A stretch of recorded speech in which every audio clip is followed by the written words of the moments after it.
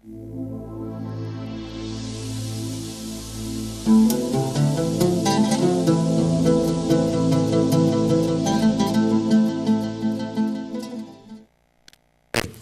pemirsa HTV Allah muliakan, kita kembali di Ustaz Menjawab ya, dengan tema pilih-pilih guru ngaji.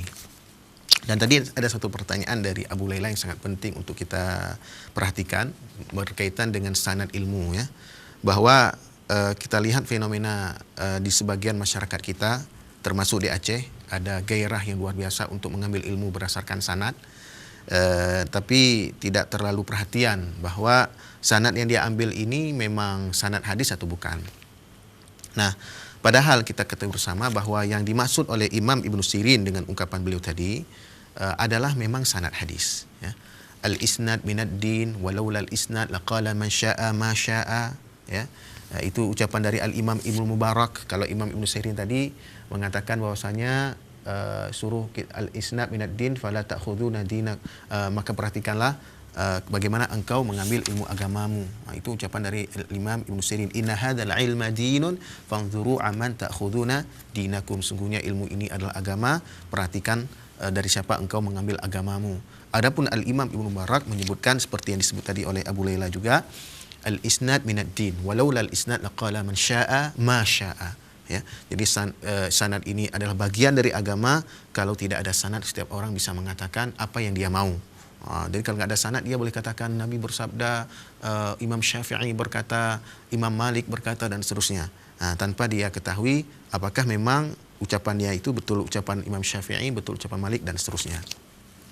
Jadi memang fenomena yang kita lihat di sebagian masyarakat kita itu, kita apresiasi kalau memang yang mereka cari sanadnya itu memang sanad hadis ya, tapi ternyata tidak ya. Kebanyakan mengambil sanad itu supaya diakui bahwa ilmu yang didapatnya itu ilmu yang benar ya. Nah, ini yang keliru ya, dipahami oleh masyarakat kita, bahwa kalau seseorang itu punya sanad, sudah pasti ilmu yang dia terima itu ilmu yang benar. Tidak seperti itu, karena hadis palsu itu juga ada sanadnya ya. Kalau kita perhatikan dalam kitab-kitab yang menyebutkan hadis-hadis palsu, misalnya yang disusun oleh Al-Imam Ibnul Jauzi dalam kitab Al-Mawdu'at, dan juga oleh Al-Imam Al-Jalaluddin As-Suyuti dalam kitab beliau Al-La'ali Al-Masnu'ah fil Ahadits Al-Mawdu'ah, dan kitab-kitab sekumpulan hadis-hadis palsu yang lain, maka jelas dalam kitab-kitab itu disebutkan bahwa hadis-hadis itu bersanad ya, bersanad, tetapi hadis itu ternyata palsu. Ya, jadi dalam hal ini kita juga harus hati-hati ya. Kalau ada orang yang ada orang yang mengklaim bahwa dia mendapatkan ilmu bersanad dari guru ke guru sampai kepada Imam Syafi'i misalnya. Nah, maka kita juga harus mengecek kembali apakah benar ilmu yang dia sampaikan itu ucapan-ucapan Imam Syafi'i atau tidak. Karena sekarang sudah sangat mudah kita untuk mengecek di zaman modern ini dengan fasilitas yang sangat dimudahkan oleh Allah Subhanahu wa taala. Kitab-kitab tulisan Imam Syafi'i juga sudah diterbitkan ya oleh banyak penerbit, apakah dari dalam negeri atau dari luar negeri, apakah terbitan Beirut atau terbitan Mesir, atau ada juga terbitan Indonesia. Jadi kita tinggal banding-bandingkan antara ucapan guru-guru yang bersanad itu dengan apa yang tersebut dalam kitab-kitab tulisan Imam Syafi'i itu. Betul nggak seperti itu Imam Syafi'i menyebutkan dalam kitab misalnya, dalam kitab Ar-Risalah misalnya. Jadi kita jangan cepat percaya ya dengan ada orang yang mengatakan bahwa ilmu kami ini bersanad sampai Imam Syafi'i, ilmu kami ini bersanad sampai Rasulullah SAW. Jadi harus dibuktikan terlebih dahulu. Jadi dalam agama ini dikenalkan satu ungkapan, apabila ada yang menyampaikan hadis langsung dikatakan man haddatsaka bihadzal hadis ya, dari siapakah engkau menerima hadis ini. Itu termasuk dalam ilmu-ilmu yang lain ya. Kalau ada orang mengatakan ini adalah ucapan Imam Syafi'i, di kitab apa Imam Syafi'i menyebutkan itu? Ini ucapan Imam Malik, di kitab apa Imam Malik menyebutkan itu? Ini ucapan Imam Ahmad, di kitab apa Imam Ahmad menyebutkan itu? Jadi tidak cukup dengan hanya percaya begitu saja dengan orang yang mengatakan bahwa mereka itu punya sanad ilmu. Baik. Para pemirsa ACTV Allah muliakan. Jadi dan ini juga mengkhawatirkan kita ya, di zaman kita sekarang ini timbullah fitnah-fitnah terhadap orang-orang yang mengajak kembali kepada Al-Quran dan Sunnah, menuduh mereka memiliki pemahaman yang sesat. Padahal orang-orang yang mengajak kepada Al-Quran Sunnah itulah yang perlu kita apresiasi, bukan malah kemudian kita gembosi, kita katakan mereka sesat, tidak. Nah, misalnya organisasi besar di Indonesia, yaitu Muhammadiyah misalnya. Muhammadiyah ini telah banyak berjasa untuk penyebaran Islam yang murni ke masyarakat Melayu kita sejak dahulu. Nah, jadi harusnya ya dai-dai Muhammadiyah ini harus diapresiasi, ya, harus dihargai, harus diberikan penghargaan dan seterusnya. Jadi malah kemudian jangan dihubung-hubungkan dengan memiliki pemahaman sesat dan seterusnya. Jadi ini harus pemahaman masyarakat yang keliru ini harus diluruskan, ya. Dan sebenarnya antara Muhammadiyah dan NU itu sangat punya akar historis yang sangat kuat sekali, seperti yang banyak dijelaskan oleh para ulama berkaitan dengan seorang pendiri Muhammadiyah, yaitu Kiai Haji Ahmad Dahlan. Itu selain dari punya nasab dengan Kiai Haji Hashim Asy'ari sebagai pendiri NU, itu juga ada hubungan keilmuan, ya. Kedua mereka itu berguru kepada seorang ulama Mekah yang berasal dari Minangkabau, yaitu Syekh Ahmad Khatib Al-Minangkabawi. Nah, jadi banyak orang tidak tahu silsilah ilmu mereka, sehingga langsung menuduh yang tidak sehaluan dengan pemahaman kita itulah pemahaman sesat dan seterusnya. Nah, tidak segampang itu, tidak semudah itu. Baik, para pemirsa ACTV Allah muliakan. Jadi apa yang tadi mengkhawatirkan Abu Layla juga mengkhawatirkan semua kita, para peneliti atau para pengkaji ilmu-ilmu agama. Maka dalam kesempatan ini kita juga ingin memberikan informasi kepada masyarakat, jangan cepat menuduh yang bukan-bukan kepada orang-orang yang menyerukan kepada pemahaman salaf, ya, pemahaman untuk kembali kepada Al-Quran dan hadis Nabi SAW. Nah, baik, para pemirsa ACTV Allah muliakan, di sini saya ingin sampaikan apa yang tadi disebutkan oleh Imam Malik, ya. Imam Malik dalam ucapan beliau tadi menyebutkan bahwa ilmu ini tidak diambil dari seorang syekh yang memiliki keutamaan, memiliki ibadah yang luar biasa banyaknya, tetapi dia tidak mengetahui apa yang dia sampaikan. Nah, jadi tidak penting bagi kita dia itu syekh, ini yang menyampaikan kepada kami ini syekh, beliau itu habib, beliau itu al-ustad, al-allamah. Tidak penting bagi kita itu. Yang penting bagi kita adalah syekh, habib, ustad itu faham enggak dengan dia disampaikan itu? Yang dia sampaikan itu hadis yang sahih tidak? Yang disampaikan itu hadis yang hasan tidak? Atau malah itu hadis dhaif, atau malah jadi palsu?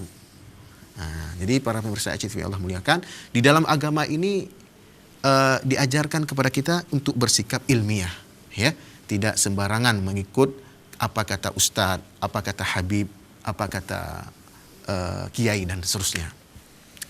Misalnya satu ungkapan dari Al-Imam Az-Zarnuji dalam kitab beliau Ta'limul Muta'allim, itu Al-Imam Az-Zarnuji menyebutkan, ya, bahwa ilmu itu diambil dari mulut orang yang ahli, ya. Kata beliau rahimahullah taala, al-ilmu yu'khadhu min afwahir rijal.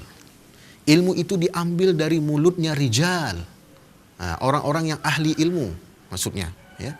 Kenapa kita ambil ilmu itu dari ahli ilmu?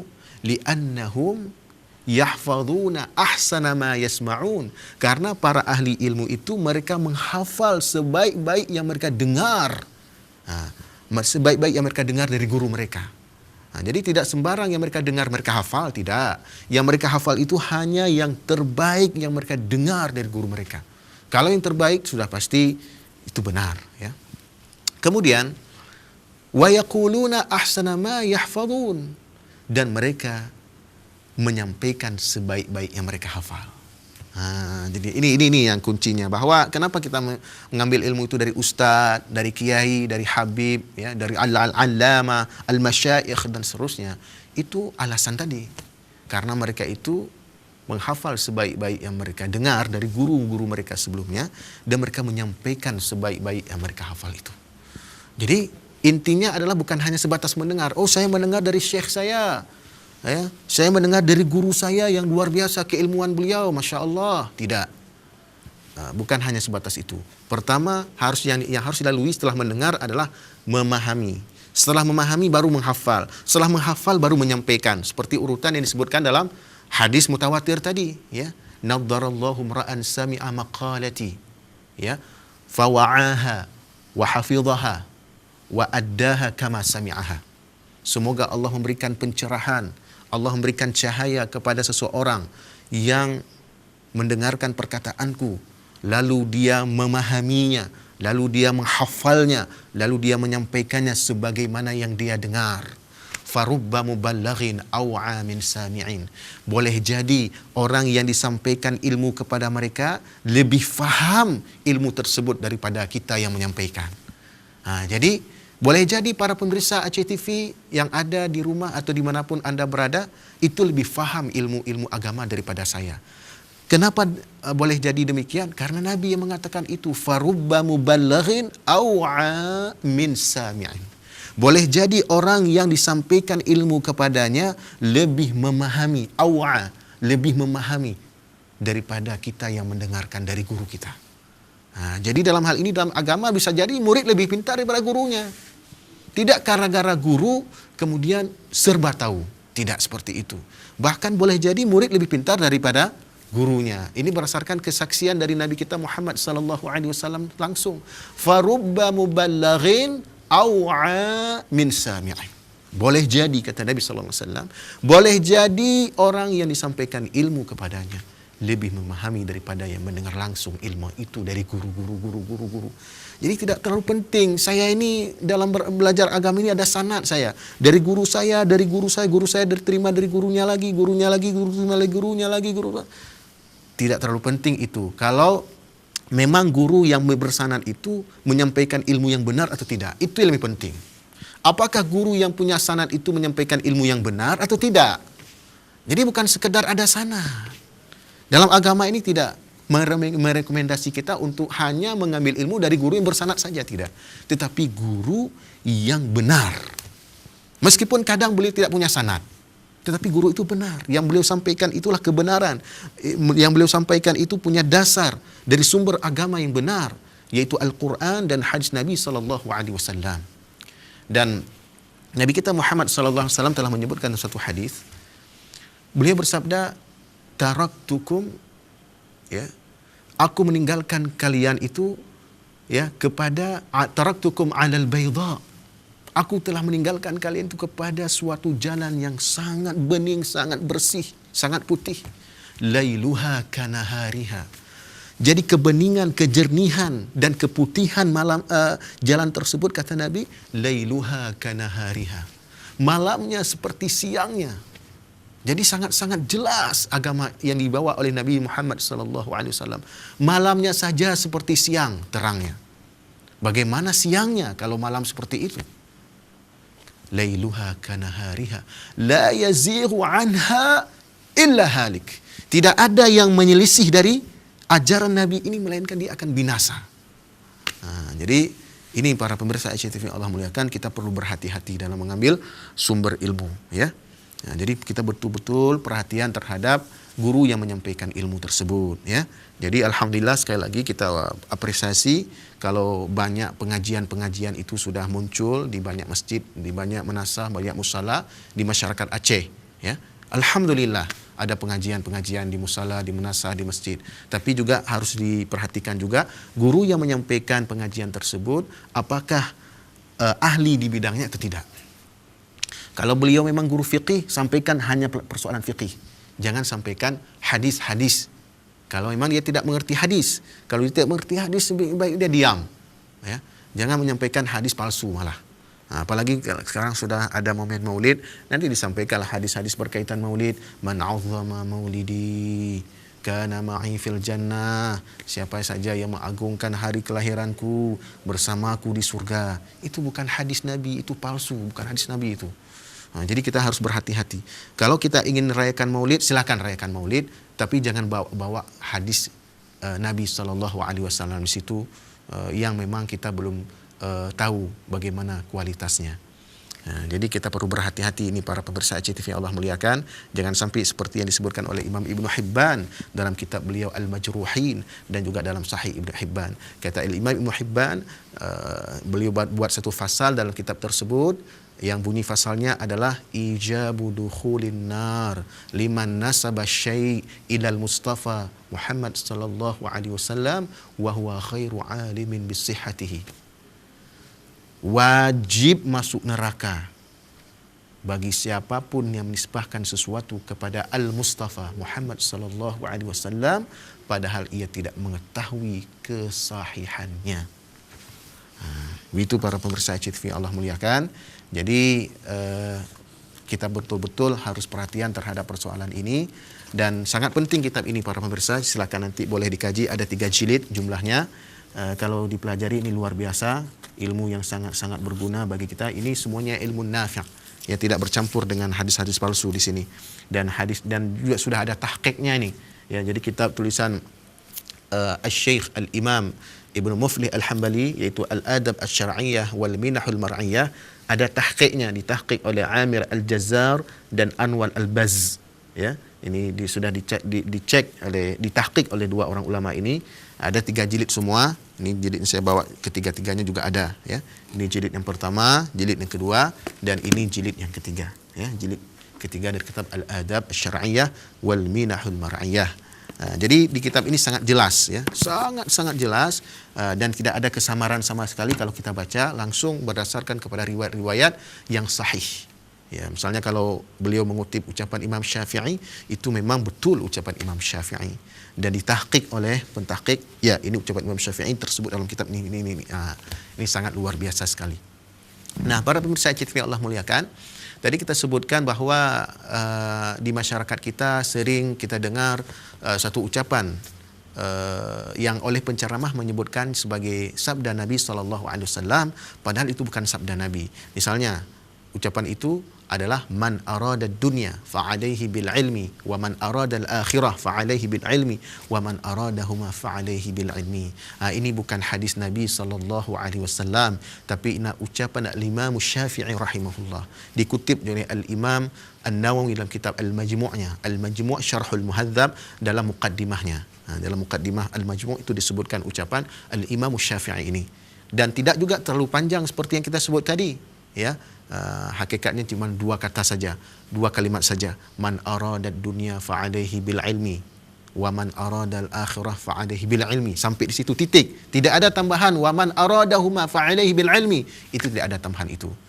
Jadi hanya di wa man aradal akhirah fa'alaihi bil ilmi. Siapa yang menginginkan menginginkan akhirat, man arada dunia, barang siapa yang menginginkan dunia maka dengan ilmu, wa man aradal akhirah fa'alaihi bil ilmi. Sampai di situ saja, ya. Siapa yang menginginkan akhirat maka dengan ilmu. Adapun yang berikutnya itu tambahan saja dari penceramah. Entah apa, entah karena enak, supaya para pendengar enak mendengarkan, tambahlah sedikit. Wa man aradahuma fa'alaihi bil ilmi. Barang siapa yang menghendaki keduanya maka dengan ilmu. Itu tambahan dari penceramah. Baik para pemirsa ICTV Allah muliakan, hanya demikian yang bisa disampaikan dalam pertemuan yang singkat ini. Mudah-mudahan bermanfaat bagi kita semua. Mudah-mudahan kita akan terus berusaha untuk menjadi orang-orang yang tidak sembarang memilih guru, tapi kita harus memilih-milih terlebih dahulu. Demikian kita tutup dengan doa kafaratul majlis. Subhanakallahumma wa bihamdika asyhadu an la ilaha illa anta astaghfiruka wa atubu ilaik. Assalamualaikum warahmatullahi wabarakatuh.